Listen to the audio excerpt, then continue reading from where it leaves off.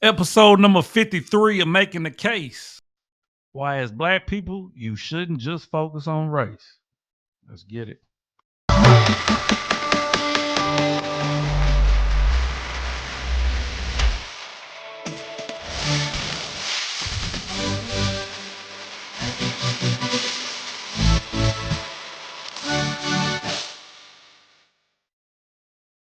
Hey, welcome back to another episode of Making the Case.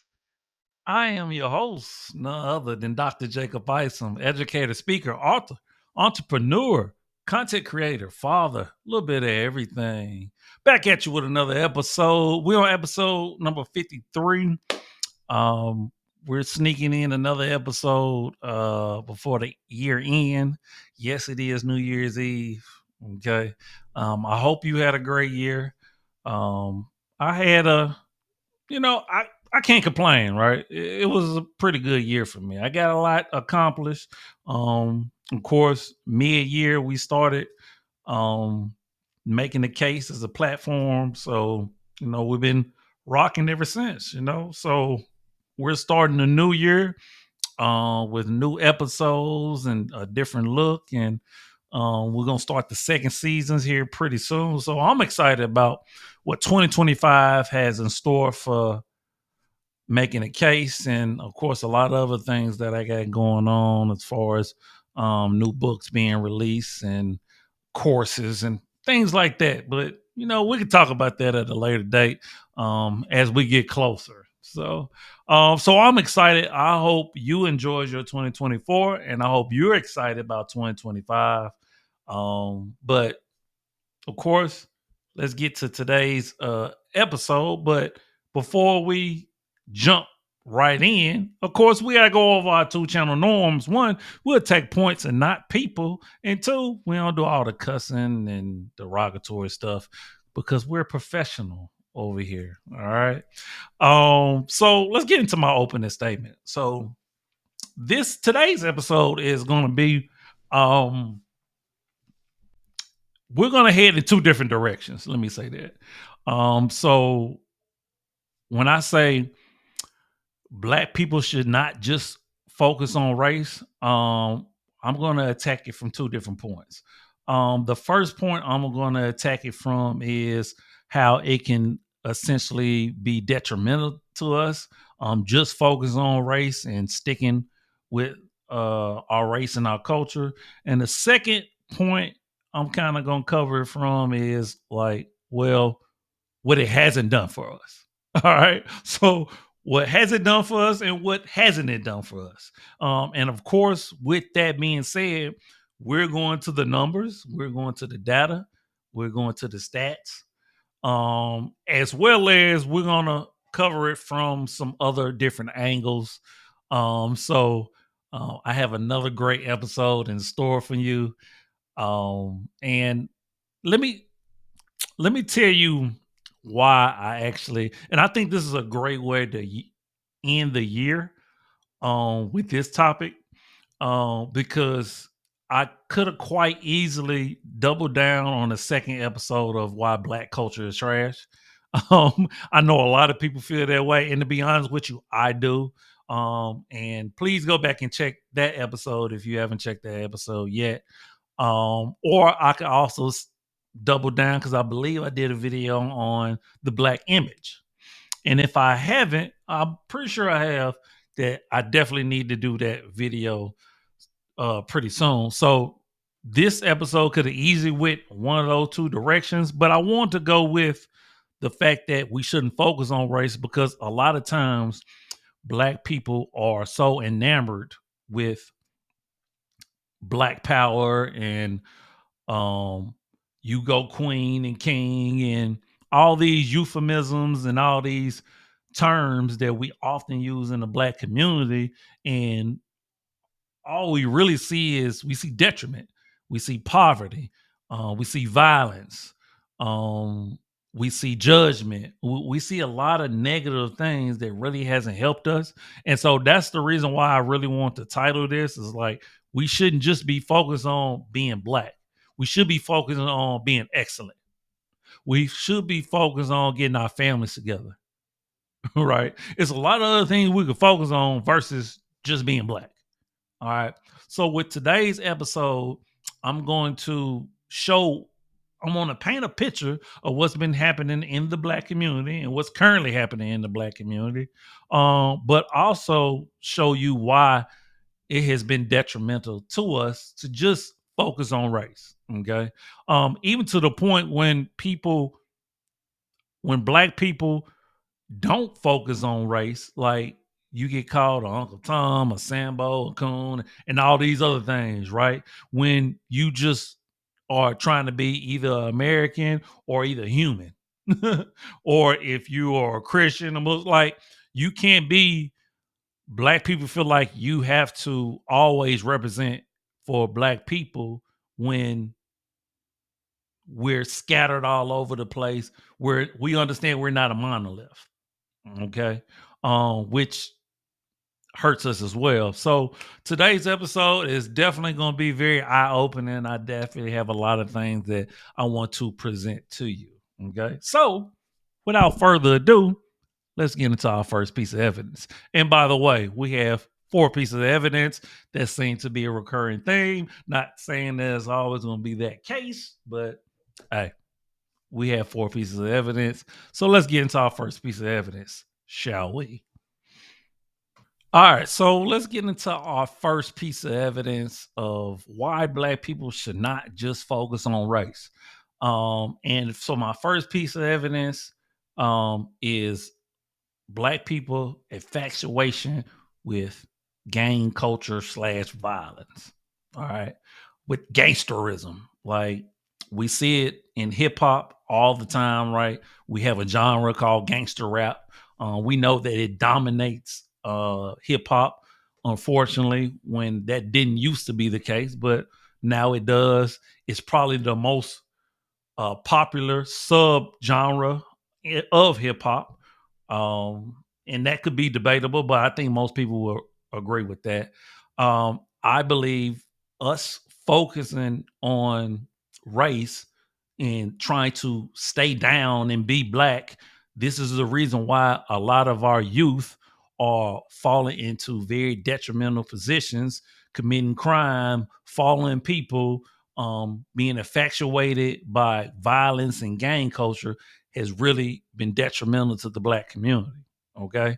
And this is one of the reasons why I say you can't just focus on race, because unfortunately there is a good segment of black people that are infatuated by this, particularly our youth, which is what we don't want.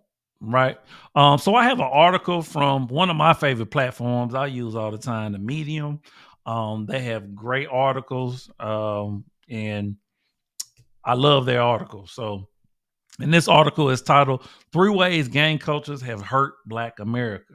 All right. So let's get into this article and see what they got to say.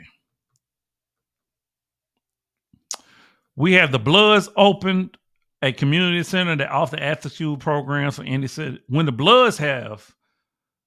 have the Bloods, it's a question, sorry. When have the Bloods opened a community center that offered after school programs for inner city youth? When have the Crips started a nonprofit organization that offered employment for inner city parents? When have the Gangster Disciples opened a food pantry for inner city residents? When have the Vice Lords built affordable houses for inner city families? The short answer to all of these questions is never, which are all great questions because we know the Black Panthers did a lot of what they are asking. Okay. And we know, of course, after the demise of the Panthers is when you really saw the Bloods and the Crips that came out of California kind of pop on the scene. All right. Aside from the detrimental influence of rap music, gang culture has negatively impacted the black community. It is no secret that many black households are missing a positive male figure. It is no secret that black male youth often seek father figures from men in the streets. Our young women also fall victim to gang banging if they are raised in chaos. Most youths who find themselves joining a street gang are seeking a sense of belonging and family. I was fortunate enough to have been raised in the suburbs, but I joined the military for the same reason many youth join the gang. The difference is there are benefits to joining the military, whereas joining the street gang comes with none.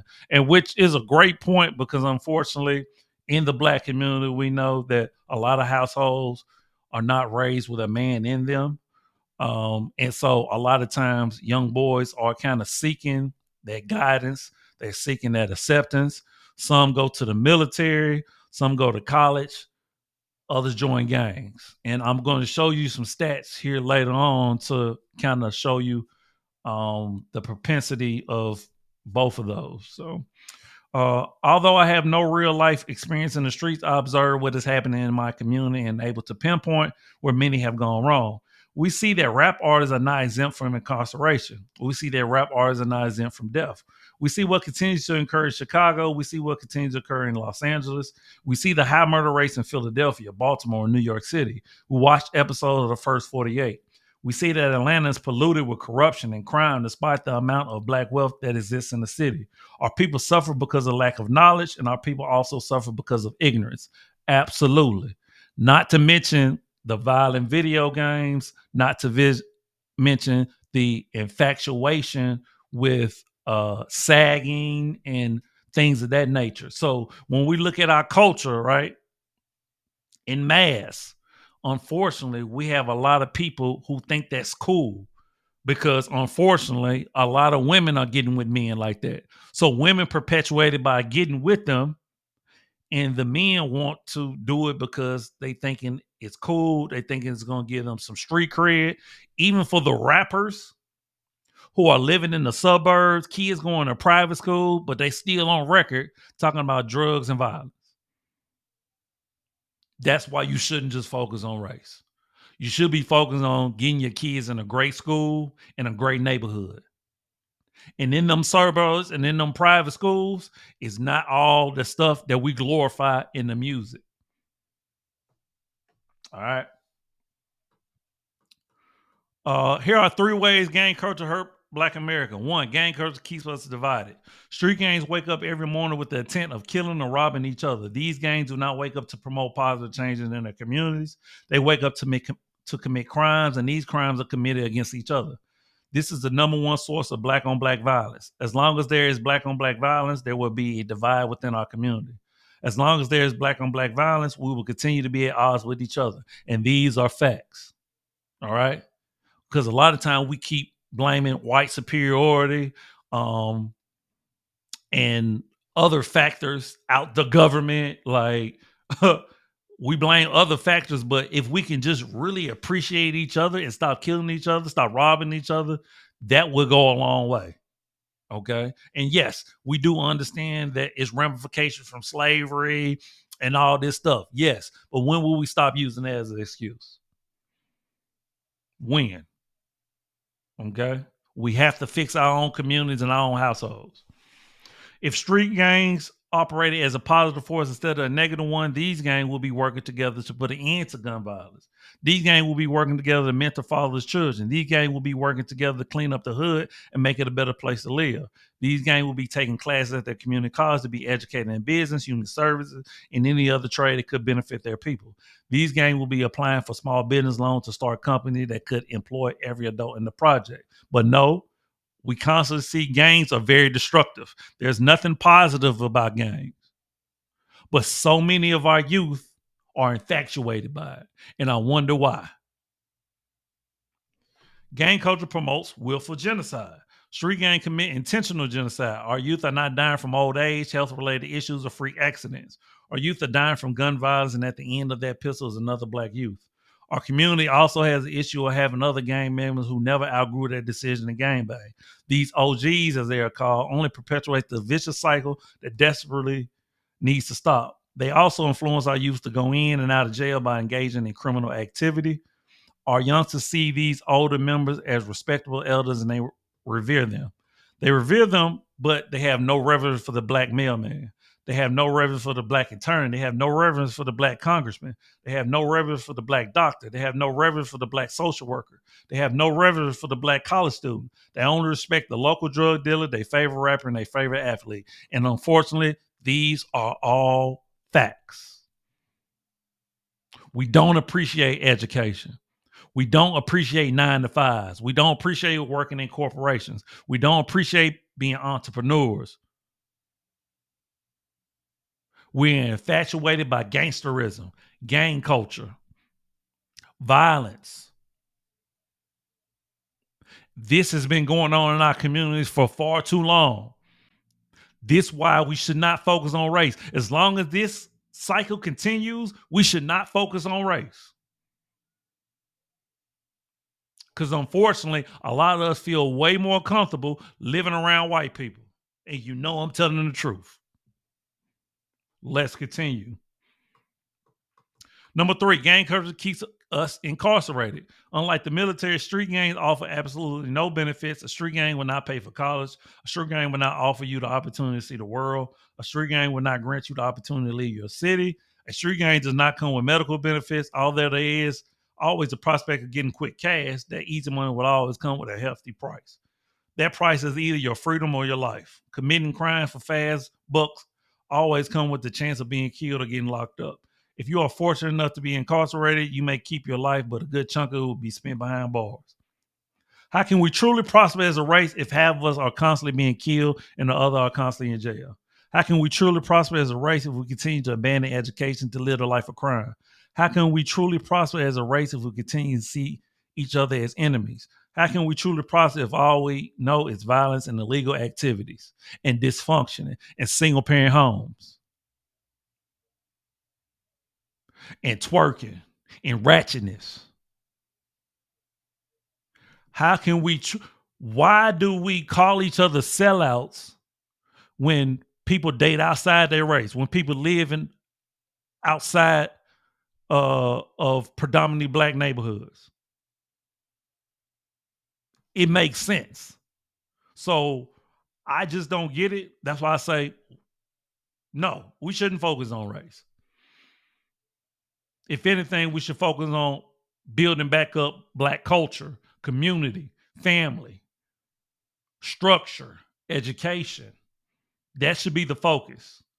Our problem is we always want to remain race loyal, but what has remaining race loyal done for us? And I'll end on that point. Let's get to my second piece of evidence. All right. So for my second piece of evidence of why black people should not just focus on race, we're going to go to politics. All right. So I have an article from Times.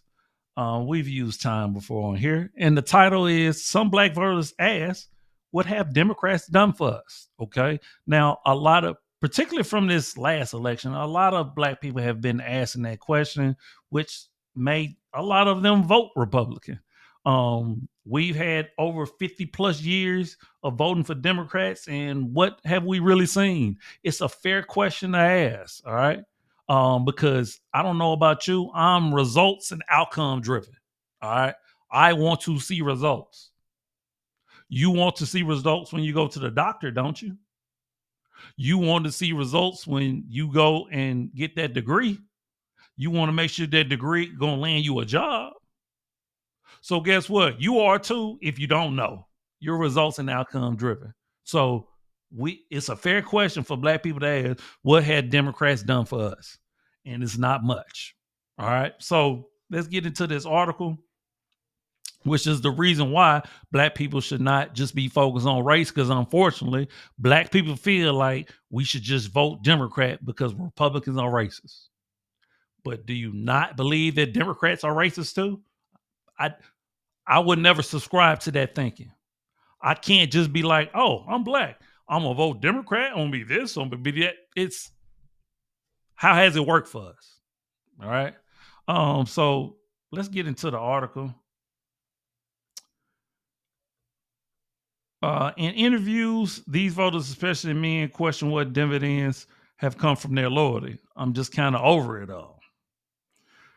Jamal Stokes' quality of life in Milwaukee has declined over the past decade, just as it has for many other black residents. He lost his well-paying factory job in the mid-2010s when his company left town. He spent the next several years toiling in temporary jobs. He searched for stable employment. Mr. Stokes, 44, now works as a security job at a local supermarket, even as he struggled to afford groceries himself. This presidential election, he paid little attention to Donald J. Trump or Vice President Kamala Harris because national politics are not the answer. So what's the point, he asked? I'm just kind of over it all. In the final weeks of the campaign, many Democrats hoped that signs of crumbling support among black voters would not materialize at the polls. but it did. The historic nature of the campaign, with the possibility of the country electing a Black and Indian American woman as a leader, inspired some confidence. There was also an expectation that Mr. Trump's baggage would be poisonous, as he was heavily criticized for trying to discredit Miss Harris' racial identity, spreading vicious disinformation about Haitians eating pets, and accusing immigrants of taking Black jobs. And for an overwhelming majority of Black Americans, those reasons were more than enough to justify supporting Miss Harris. But her loss has illuminated a percolating sense of dissatisfaction and increasing conspicuous divide within the Black community, as a segment of Black voters rejected her campaign and the message of the Democrat Party more broadly. Some of these voters, namely working class Black men, said they doubted their circumstances would fundamentally change regardless of who won. The dissatisfaction evident in urban centers and swing states like Milwaukee and Philadelphia, as well as remote reaches in the Mississippi Delta, was potent enough to depress turnout in some Democratic stronghold and even flip some majority Black counties to Mr. Trump. And that was the outcome, right? Some people were so disgusted because they really didn't believe in either candidate that they either did not vote. And some people have been so disgusted with the Democratic Party that they flipped sides and voted for Donald Trump. Now, say what you want, but you have to understand people's logic. All right. You may disagree with it, but this is how people were thinking. Okay. So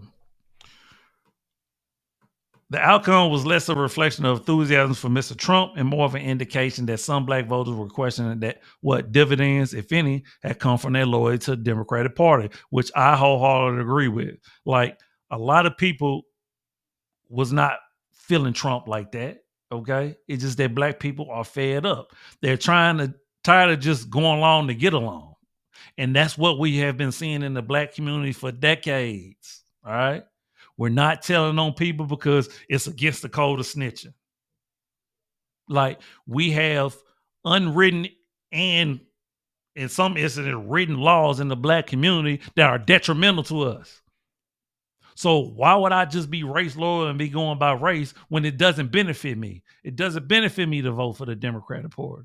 I'm not saying it's benefit me to vote for the Republican Party, but I have to take people and laws and everything into consideration.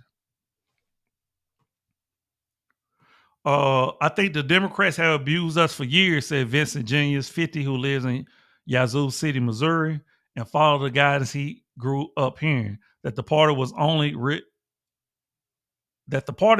his only realistic choice before he was swayed by Mr. Trump in recent elections. Even some Harry voters were not enthused. In Philadelphia, David Childs, a 40-year-old vendor in the city's downtown shopping district, said he would reluctantly vote for her, but that neither candidate really spoke to his concern, and that he mostly heard about abortion and the southern border. And that was almost like her campaign. That's what she ran on, particularly abortion, right? Neither one of them is going to affect us here directly, he said. Mr. Child said he was not seeing any he has not seen any money or direct assistance for small businesses like his, and that the Biden administration did not do enough to help people like him. For many Black Americans, the election was not really a question of a choice between Harris and Trump, said Christopher Toller, an associate professor of political science at Sacramento State and a director of Black Voter Project, which studies political attitudes and engagement.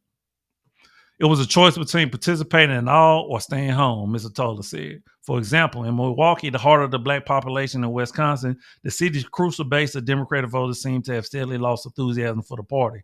The city's majority Black ward saw a minor partisan shift away from Democrats in recent election cycles, said John D. Johnson, a researcher at Marquette University Law School. But those wards have seen a precipitous drop in turnout. It fell to 58% when President Biden ran in 2020 from 77% during Mr. Obama's 2012 reelection. And I'm going to stop right there because I think you kind of get the gist of the fact that a lot of people are just tired of the Democratic Party. They're over it. Okay. We've been told for the longest, whether indirectly or directly, that if you Black, you vote Democrat. Okay. Like, it's almost like a script that you grow up with, right? You marry another Black person, you vote Democrat, you become a Christian, you go to college, or you go get a trade. Like, These are the things that perpetuated in the black community. But to what end? Where is the results? What is the outcome? So, yes, people like myself and other people are bucking back and saying, you know what? No, I'm going to do what makes sense. I'm going to do what's best for my life and for my family. All right. So, being just a unquestionable Democrat supporter has done nothing for the black community. Right. And this whole two-party system has done nothing for our country. We don't look outside the Democrat or Republican. We don't look Green Party, Libertarian, nothing. We don't think about starting our own political party. Like, we're stuck in a box, which is why we got to think beyond race. It's killing us. All right. That's my second piece of evidence. We're going to go ahead and move to the third piece of evidence. All right. So for my third piece of evidence, we're going to go the religious route. I know what you're thinking, but of course, we touched on the political route, the gang violence route, and the religious route. We have to touch on because 80% of black people, probably more than that, are religious and Christian, right? So it plays a huge factor in the black community. So I have I think it's a research paper actually, and of course I'm only going to read maybe a page of it because the part that I want to read I thought was so profound, and it's from the University of Louisville. It's titled "Western Christianity and the Origins of Anti-Blackness, Eurocentrism, and White Supremacist Ideology." And so I want to read a little bit to you because I think it's going to make sense to why I chose to go the religious route. So let me scroll on down and find where I want to read to you guys. All right, here we go. So this qualitative study investigates the cultural and intellectual history of Western Christianity to address a significant gap in the literature pertaining to the origins of whiteness and anti-blackness in the West and its subsequent socialization worldwide. So I want you to notice something. They put whiteness / anti-blackness because when we did get over here in America, right, there was such a large push of anti-black rhetoric, and not just rhetoric, discrimination, action, however you want to frame it. So with the establishment of whiteness, there was an establishment of anti-blackness. All right. At least in this paper, that's what claim they're making, and I tend to agree with that. Western Christianity's seminal role in the social construction of the whiteness and anti-blackness dichotomy has been under-theorized, neglected, and ignored. This study finds early Christian theologians categorically impose conceptual metaphors about blackness on African people that depicted them as the examples of evil to teach Christian doctrine about sin and salvation.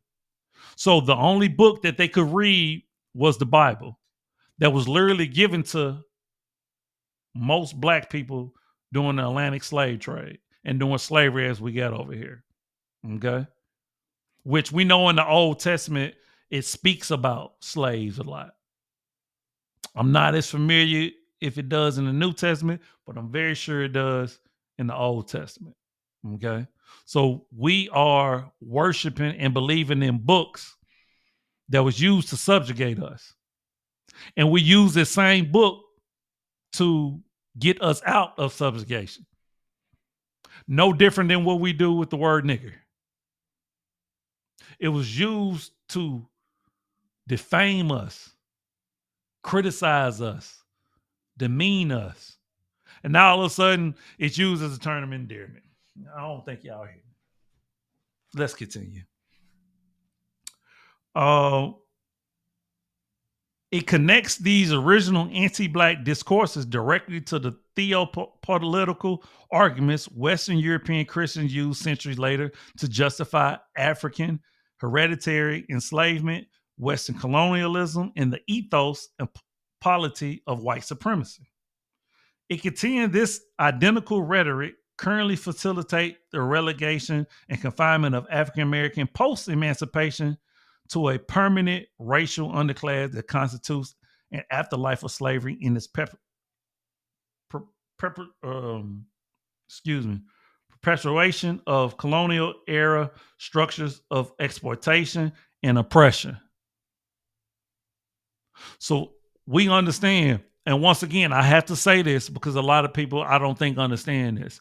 Every African/black person that was in the United States of America was not subjugated, were not slaves. A good bit of them were. Actually, most slaves that were brought over to the Western Hemisphere went to South America. More slaves went to South America than it did North America. But yet there was still a different system that was created in North America. Different than South America, different than what was going on in Africa, Europe, Asia. There was a difference. And race played a factor. Right along with race playing a factor, religion played a factor. So just as much as black people was labeled as black, even though they came from different tribes in Africa, Christianity stuck to them just like blackness did. And so now, if you're not black, if you're not a black Christian Democrat, people think you a sellout. Let's keep reading. It concludes by finding whiteness, anti-blackness, i.e., white supremacy, is a form of religion, the belief system of a cult based on white Christian animus to symbolic blackness that literally is directed at real Africans and their descendants worldwide. In closing, it recommends re-envisioning the global black struggle as a struggle for re-existence. It thus calls for African peoples to reject Western Christianity, symbolic blackness, and reimagine Africana identities with a self-awareness and social consciousness, able to defeat the gravitational pull of the massive white whole of white Christian supremacy and the negative violence of whiteness, anti-blackness it manifests and maintains. And I know that they're talking about rejecting the whole idea that white superiority has in Christianity. They're not talking about rejecting Christianity as a whole. That's something I would say. Christianity was not the friend to African black people. We had our own religious systems, more so spiritual systems. We had our own thinking, our own community, our own way of life. We civilized Europe. We had civilization that was thriving. Kemet, Timbuktu, Mesopotamia, the list goes on and on. So just focuses on race, you get contained in a box. When you're not a Christian, people question you and they wonder why. When you're not a Democrat, people question you, wonder why. You have to be a certain age to understand why sagging ain't cool. You got to be a certain age to understand why you don't want to go to certain clubs or be in certain areas. If you focus on being race loyal or being down for the race, you're going to see where that gets you. And we've seen where that has gotten us. So now what we're going to do, we're going to go to my fourth piece of evidence. We're going to look at the numbers. We're going to look at some numbers for quite a few things. All right, let's get it. All right, so for my fourth piece of evidence, we're going to wrap things up with some stats, some data. All right. So we went straight to blackdemographics.com, stats about black people, done by black people. All right. So we're going to look at a few different things and to put some things in perspective on why we shouldn't just be focused on race. All right. So I have some black men statistics pulled up. So let's go look at some things. All right. So when we look at population of black men, it's 20 million compared to the rest of all men is 163. Um, when we look at education attainment, this is 25 and up, by the way. I don't understand why they didn't do 18 and up. That's when most people go to college, but it is what it is. And these are the numbers, right? So less than high school diploma, 13%. Some colleges no degree, 22%. We got bachelor degree or higher, 22%. Attended college, 52%. All right. And as you can see on the other column, all the rest of the men, as you can see, we lacking in that regard, right? And that also shows college attainment. When we look at employment, so 69% of men are in the labor force, below poverty 20. Black men who earn 75,000 or more is 13%. Okay. So when we look at it's a 50 to 75,000, we're looking at 20%. The percentage of black men that make more than 50,000 is 33%. And the reason why I really want to show you these numbers, because in the black community, we see on social media and things of that nature, the whole expecting a man to pay all the bills and stuff like that. These are the numbers, folks. So based off these numbers,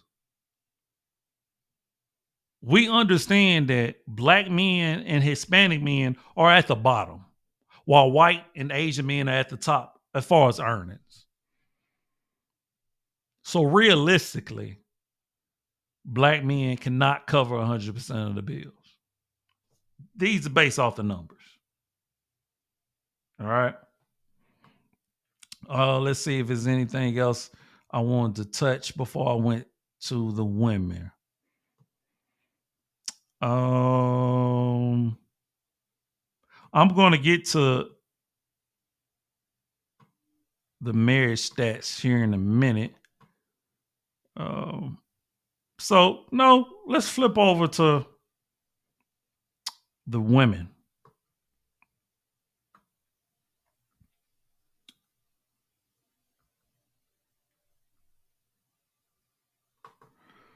All right. So we know that there are more black women than there are black men. So we're looking at 22 million. So a lot of us like to point out if we went 1 for 1, we'll still have 2 million women who wouldn't have nobody. I just want to point that out. All right. This is based off the numbers now. All right. Don't get mad at me. Oh, let's see. If we scroll on down, when we look at educational attainment, the numbers are slightly better for women, African American women. 61% attended college. We have bachelor degree or higher, 28%. We do know that women are enrolling in college more than black men. But that doesn't speak to the income. Let's scroll on down and look at that, right? So here's the income. So 50,000, 75,000, you only get 17% of women. 50,000, or I should say 75,000 or more is 9%, compared to it was 13% for men. 50,000 or more, only 26%. And I think for men, it was 33%, right? So I don't know where this talk is coming from that women are out earning men now. It's just not realistic based on the data. Okay. So this is the reason why black men and black women have to couple up. But unfortunately, what we're seeing now is we're seeing black men and black women are tearing each other down. We're seeing single parent households. And matter of fact, I'm gonna show those numbers here in a minute as well.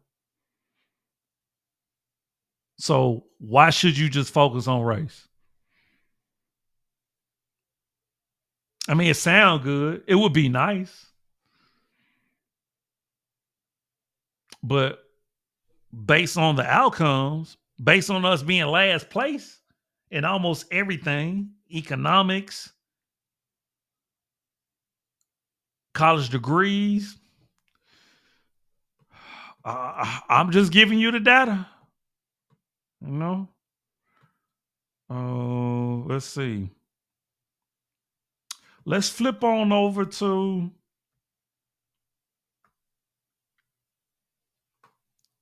Let's see. What do we want to go to next? Let's go to black marriage.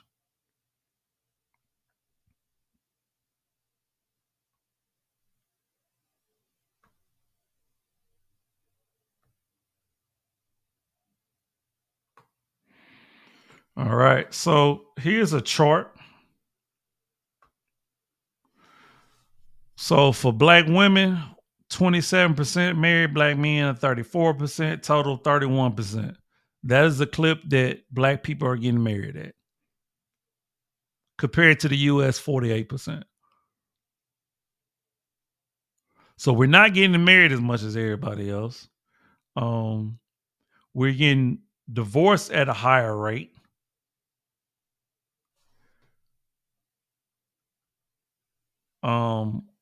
Compared to the US, a lot of us not even getting married because a lot of us are race lower, right?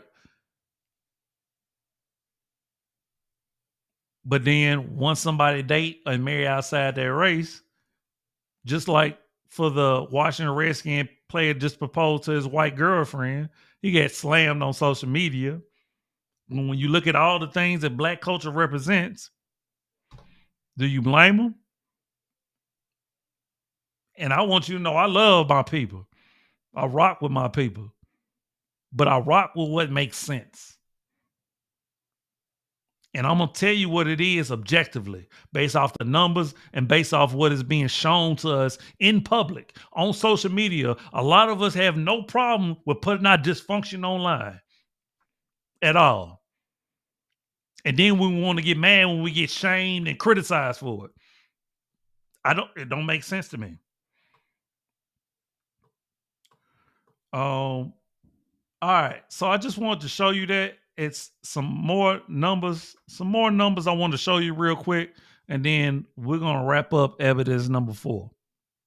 All right, so let me show you my last piece of data that I want to show you when it comes, and I'm pretty sure maybe you've seen this before, if not from me, from somebody else for sure.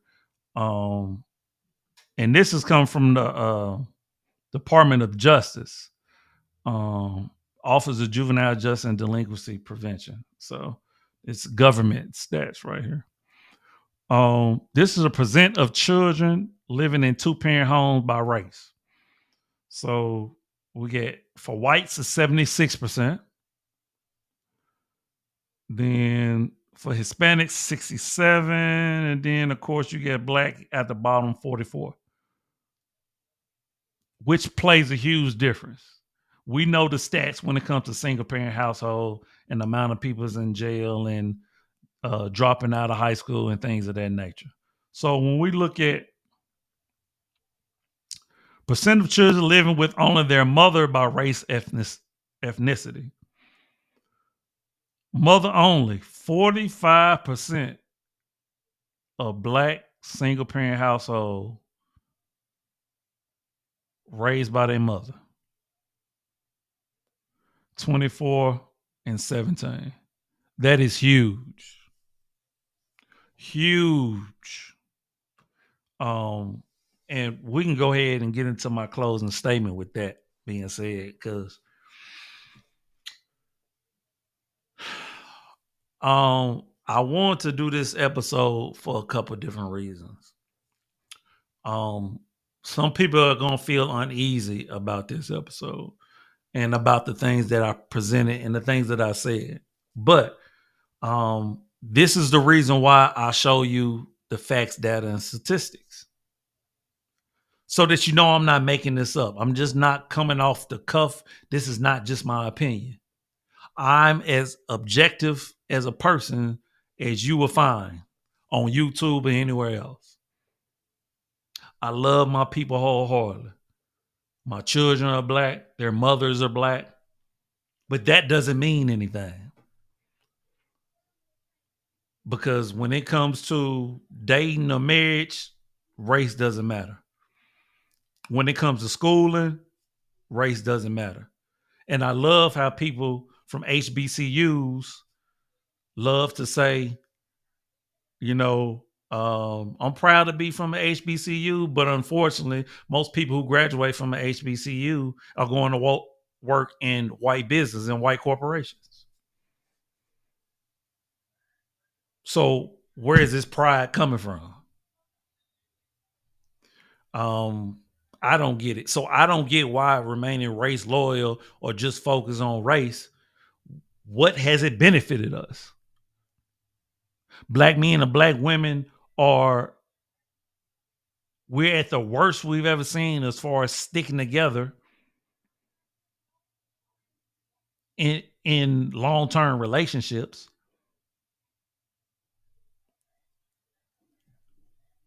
So I'm just, what has being race loyal done for us? Objectively, realistically, not much, if any. So I'm just challenging you to think outside the box.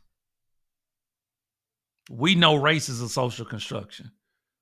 I believe it's a detriment. It's keeping us contained. We fought for integration. Then we fought for integration only to say, hey, no, we really want to be segregated.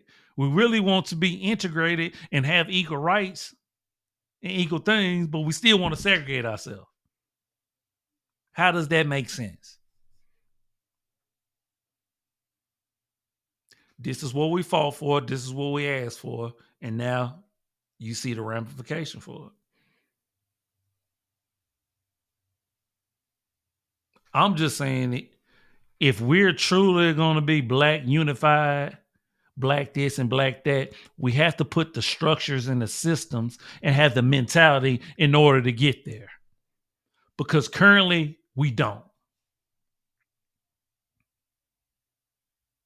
But in my true heart, I believe that this world was built in diversity, created by diversity,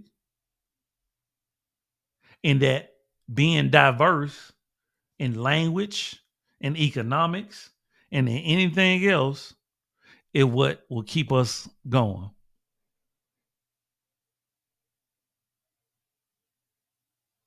It's what our world has always saying. We never just stayed in one place. We traveled to different lands. When we migrated out of Africa, we went everywhere. And when I say we, I'm talking about all human species and non-human species. So we just got some soul searching to do, you know? And people like myself and other people who get it, you know, that so called are not tapped into the matrix, right? You know, we gonna speak it, and then hopefully, you know, something will land, you know, and it just doesn't go in one area and not the other. All right, so we're gonna end episode 53 on that note, man. I appreciate y'all for rocking with the boy for 2024, man. We just got great things going on in 2025. More great episodes, you know. To be honest with you, I don't think there's no other show on YouTube like this. You could challenge me all you want, but I don't think you'll find it.